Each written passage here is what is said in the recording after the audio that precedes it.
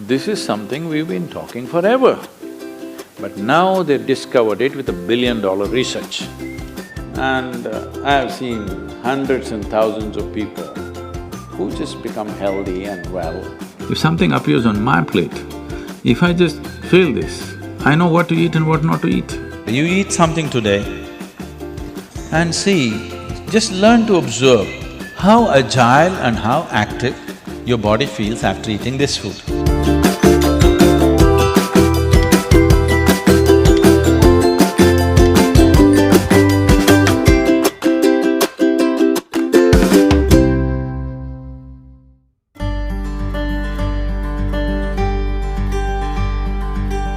The simple thing right now that's a rage in the world is, if you come to our ashram, all the people there who are physically immensely active eat 10 o'clock in the morning, 7 o'clock in the evening, 2 meals.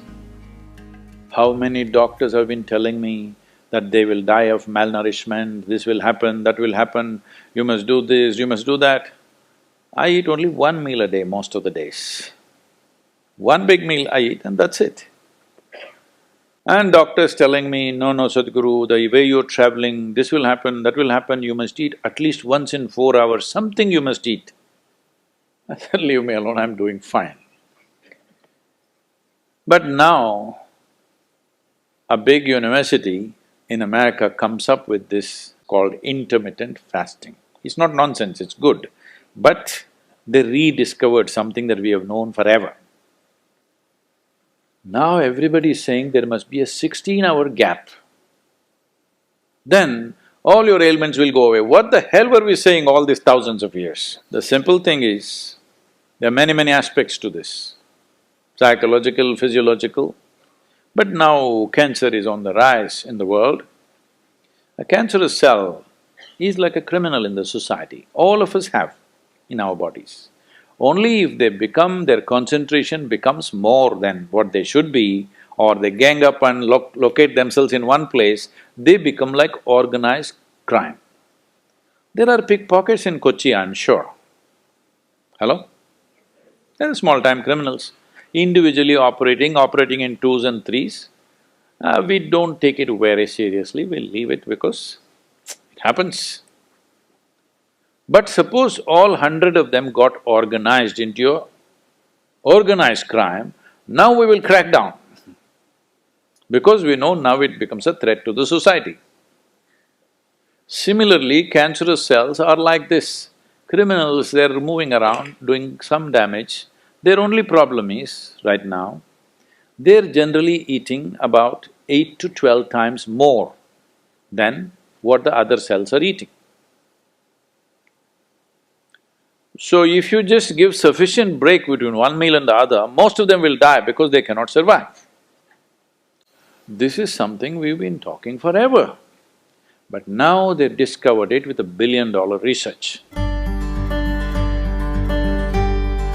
And I have seen hundreds and thousands of people who just become healthy and well simply because they're not fueling up all the time when the tank is filling. In the yoga center, all the time people are physically active. So everybody is very hungry by the time it's 3:30, 4 o'clock in the evening, they're extremely hungry. But we learn to live with that because empty stomach and hunger are two different things. Hunger means your energy levels start dropping. But empty stomach is a good thing. In the yogic sciences, today modern science also is coming in line with this. But what we know by our experience, you will spend $1 billion to come there. Because research is all about how many $1 million, that's how it is. Your body and your brain works at its best only when your stomach is empty. So we always make sure we eat in such a way, how much ever we eat, our stomach must be always empty within 2 to 2.5 hours' time maximum. So we go to bed hungry always. People think they cannot sleep. They can sleep. On an average, for 25 years on an average, I slept only 2.5 to 3 hours. These days I'm getting little lazy and sleeping anywhere between 3.5 to 4.5 hours in spite of the level of travel that I have. When I say level of travel, if I say my level of travel in the next few days, you will fall off your chair. Yes? Should I tell you? No, not necessarily Because in the next 10 days, I'm in 5 different countries doing I don't know how many events, all kinds of events. So, you're able to keep this up simply because you don't overeat. It's very, very important.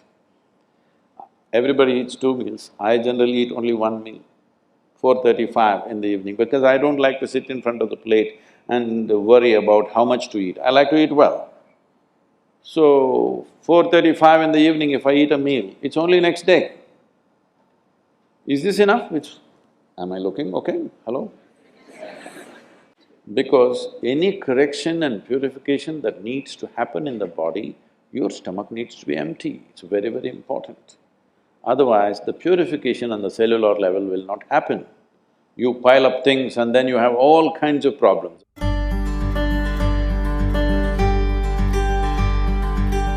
When you… when you don't touch the food, you do not know what it is. If food is not good enough to be touched, I don't know how it's good enough to be eaten. So we should not have listened to our mothers and we should eat with our fingers because touching our food helps us stay in contact with it. You can… the cleanliness of your hands is entirely in your hands. The cleanliness of the fork is not entirely in your hands. This is true.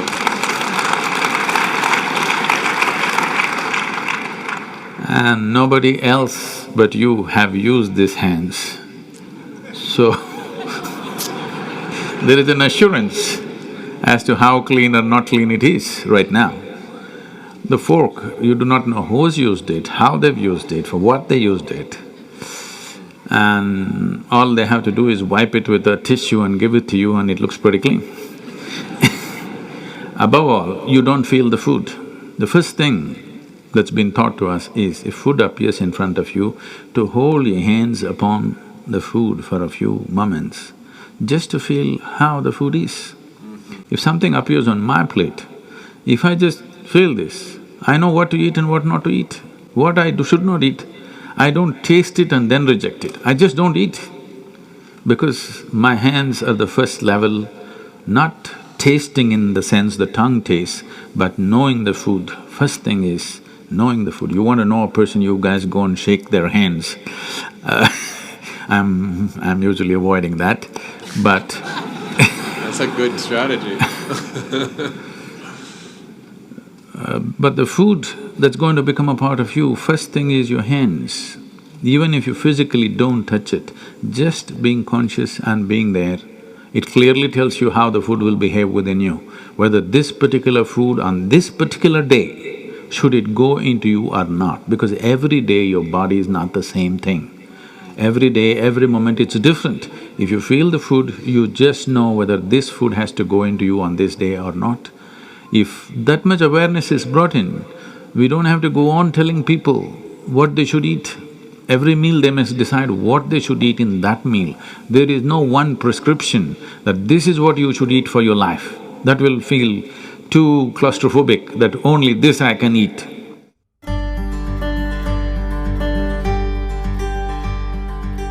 Your selection of food and consumption of food also must happen consciously. More than what you eat, how you eat it is also equally important.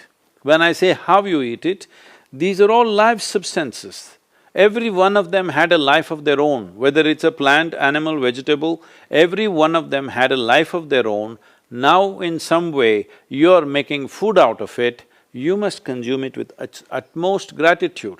If you approach it with a certain sense of gratitude and reverence towards the food that you eat, when I say reverence, it may feel like too much for you, but I'm asking you, let's say we put you in a room and you had nothing to eat for 5 days. If God appears in front of you, what will you ask for? Food? So that's how important it is.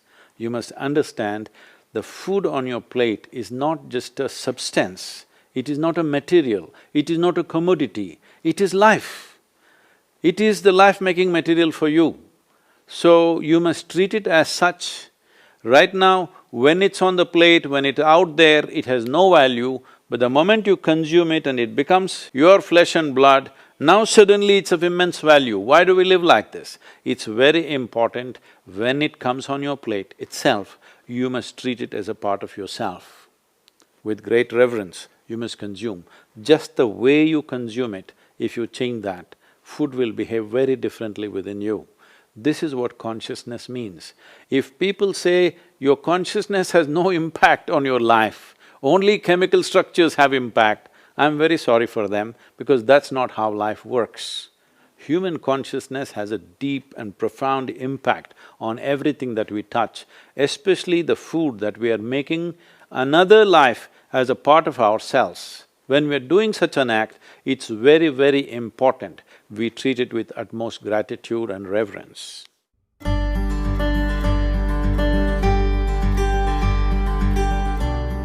I want to tell you, there is no such thing as good habit and bad habit. Habit means you are functioning unconsciously. If you are functioning unconsciously, that's a bad thing because the whole thing about being human is we are capable of doing things consciously. That is the beauty of being human, that we can do everything consciously. What an animal does unconsciously, we can do the same thing consciously. We can eat unconsciously or we can eat consciously. We can breathe unconsciously or we can breathe consciously. Everything that we can do it consciously. The moment we do something consciously, suddenly that human being looks very refined and wonderful. Just because somebody walks and speaks consciously, doesn't he become a beautiful human being? Yes or no? That's all. So why is it that we are trying to develop habits as if there's a good thing? Habit means fixed realities where you don't have to think. You get up in the morning and it'll happen to you. No, don't try to automize your life. That is not efficiency, that is the efficiency of the machine. This one is supposed to function intelligently and consciously. Nobody is expecting it to function like a machine. So, about food and stuff, food must be suitable for the body that we eat for. It is for the body. This is a building material for this body, the food that you're eating. What is the appropriate food? Unfortunately, it's all messed up right now. Traditionally, we ate very sensibly in this country, but these 1,000 years of innovations have brought other kinds of food cultures, and today the national diet is pizza or pasta. What is it? Which is one? I don't know. Both were competing. So, we are losing our sense about food. It's definitely time to look at what is the most suitable thing. If I go into that food, it's a very long process, but you must experiment with food, not just by the tongue, but by the body. You eat something today and see, just learn to observe how agile and how active your body feels after eating this food. If it feels like it wants to go to the grave, that's not good food. If it feels like it wants to be alive after eating this, except coffee, because that's a stimulant. If you eat food and your body feels very agile and alive, that means it's good food, body is liking it. If you eat something, it feels dull, that means it's not liking it, it's having difficulty with it, that's why it feels dull. So just on this basis, there's a much… this is a very simplistic way of putting it.